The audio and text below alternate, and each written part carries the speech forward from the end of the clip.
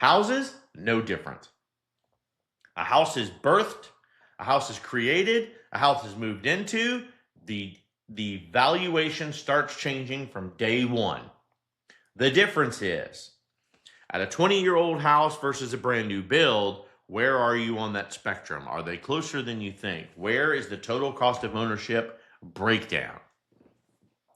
And let's not forget about incentives. Incentives change based on the environment that you're dealing with too. In this current market, although I would consider it very balanced in this area of Florida, meaning that the seller and the buyer truly need to come to the table and be open to negotiation for each other, versus a seller's market where the sellers command the price, versus a buyer's market where supply and demand is king and the buyers have the largest hammer to wield at the table. Right now, new home builders are struggling selling houses. The cost of borrowing money is still too high to in price to allow more people access to those funds. So one of the things that you're going to have problems capturing in your head when you are talking about going to a new home builder is, what about all the incentives they're offering? Same thing with a balanced market for a resale home. What are the incentives that I'm getting? What are the additional negotiations that are being given back to me as the buyer that can make up this difference? That article, by the way, shares a great example of a family in Arizona needing to move but didn't want to give up their 2.5% mortgage rate that they got years ago.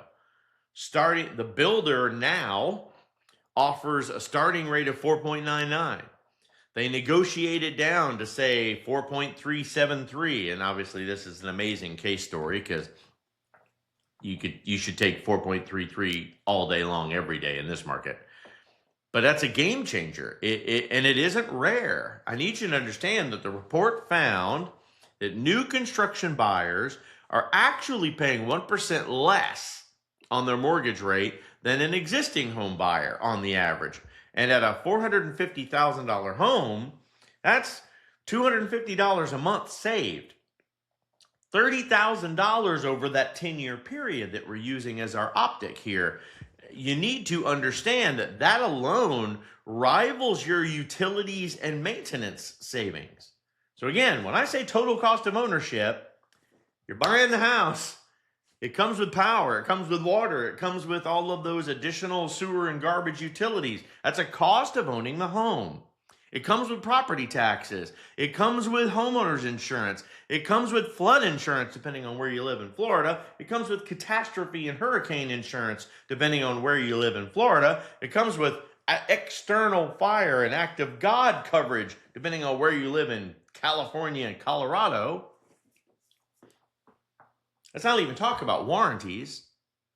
Warranties are a hidden bonus. One of the biggest factors that the report doesn't even talk about is a builder's warranty. Most homes come with 1-year workmanship warranty, system and structural warranties, and if the warranty covers an HVAC issue or a major systems failure, that is money that model assumes that you would spend, but you don't.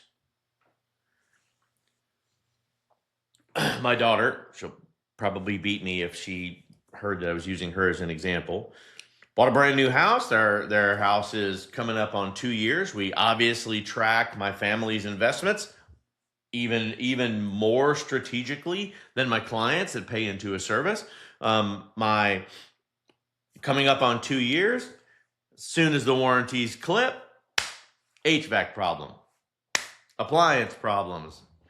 Same thing that happens to you when you buy a brand new car. The second that manufacturer's warranty is out, that is when things are going to break. But you need to consider, and this is what I had to tell my daughter, but for the last 2 years, no maintenance was imposed on you, or at least none of the cost. If you did it right, you called the warranty company for every little hiccup that happened in that house for the last 2 years. So the real savings there is going to be a whole lot higher than any of this article even assumes. So what's the nuance?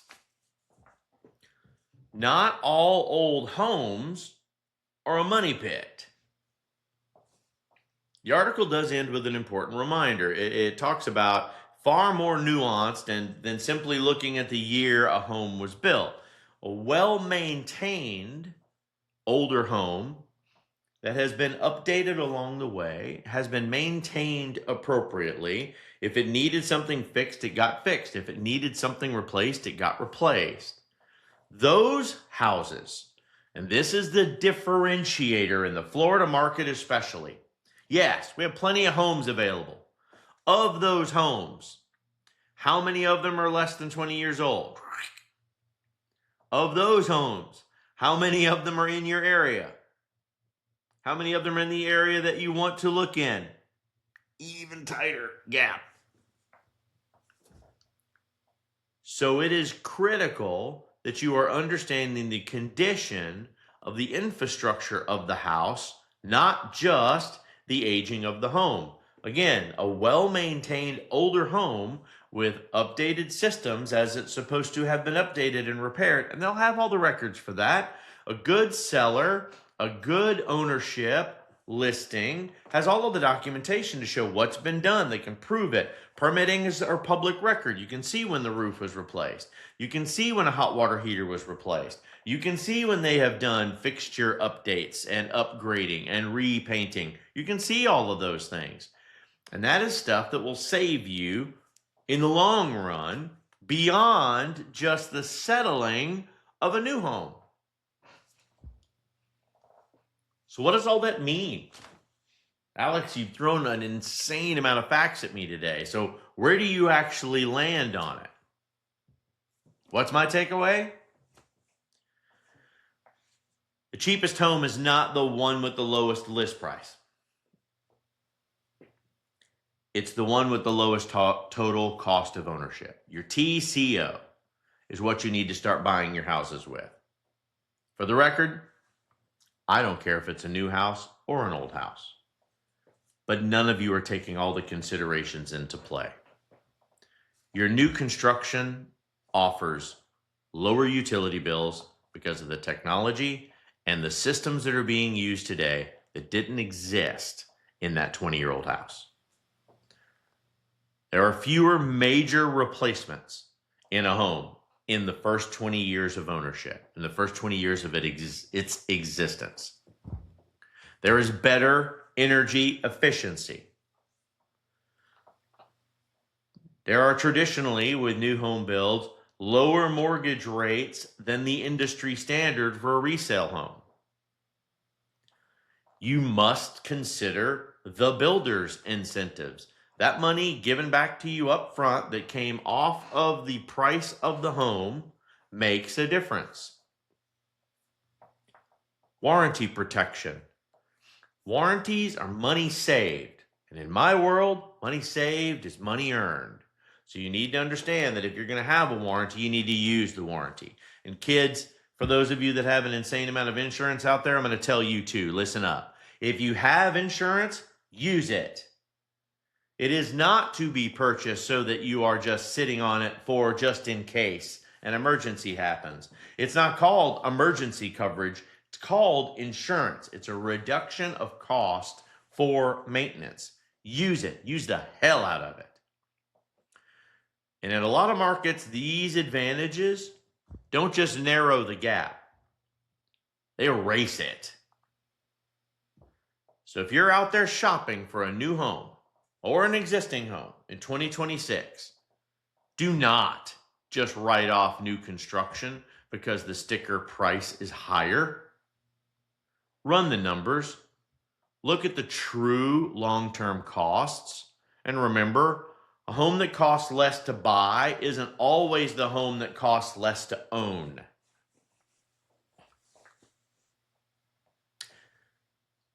I've got a great short script for this situation too, if any of you are interested in it. There has There is a Q&A segment as well if you want to really get into it. But I would love to share with you an outline for the things that I'm talking about today that expose the fallacies behind this article. $25,000 reasons buyers should reconsider new construction. The premise behind all of that, is a complete fallacy.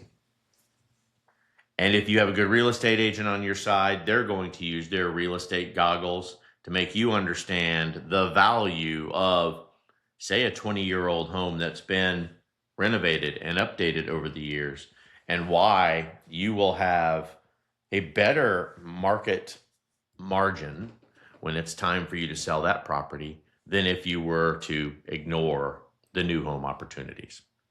So look at every penny, look at every cost, look at every situation, and I promise you, you will see the differentiator, whether it's on the new home or the older home side. Let us know if we can help you out. Give us a call here at the show. We're happy to do it. Good luck to all of you that are out there selling in the real estate market. Don't be scared to talk to a builder and dive into the true costs of new construction versus resale homes.